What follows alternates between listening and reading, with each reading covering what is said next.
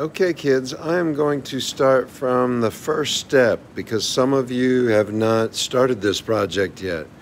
So on the copy of your photo, the photograph that I give you, you will outline every line in your face, starting with the outside lines and the contours of your hair,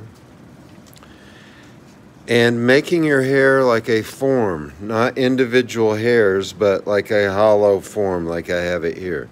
Your eyebrows also a hollow form. Be very careful with your nose. If you connect this side to that side, it will look like you have a pig nose like I do here. So if you don't want that to look like a pig on the other side, don't connect those two sides. But you'll be very careful and outline, you will outline very, very carefully, because anything that you see on this side, any mark, will bleed through on the other side. And if you make an errant mark, that will screw your results up. So you want to be very, very careful and outline this side. You might have to guess. I couldn't really see my eyebrows, so I kind of guessed on where they would be based on my expression, and you might have to do that. On the other side, you will then outline, you will have bleed through lines, and I have already outlined my bleed through lines to make them clean lines with my Sharpie. So you're outlining it here. It will be kind of blurry lines that will bleed through, and then you go over that again. Next, you will get a ruler and make a line of dots. Like Lichtenstein's art, these dots are very, very neat. They are lined up in a straight line, like so, on the board. So here are my instructions if you weren't here. Trace the photo side carefully with a Sharpie. Make sure you have a placemat under this. So here are some tips too. Be very, very careful outlining. Don't outline every very tiny hair or wrinkle. Make your hair a form. Don't connect the sides of your nose. Use placemats. This will bleed through.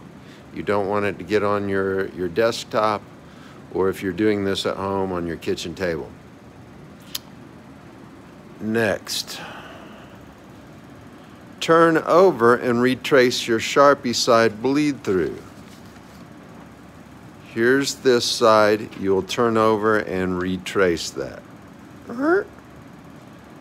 Make rows of dots with a ruler. Very, very neat. The dots should be darker than your skin. Make the rows of dots between the one above. That is what I've illustrated here. You can see how those dots look, and that is kind of what I have done here to make it look neat.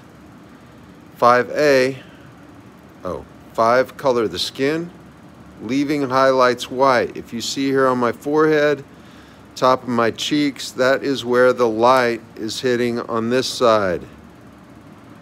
So I'm leaving that white, and it makes it look a little more three-dimensional and more interesting. Cut out the face, leaving a tiny white border. Then the backgrounds, get colored paper. If you're doing this at home and you don't have colored paper, then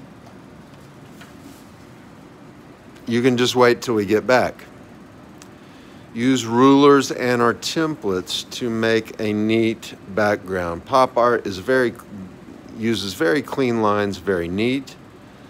Go over that with a Sharpie. You can make curved lines, but whatever you do, it has to look really neat and the lines have to be clean.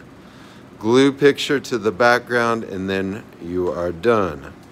So if this were my project, once I glue that down and press it down neatly, I would be done. Bada bing.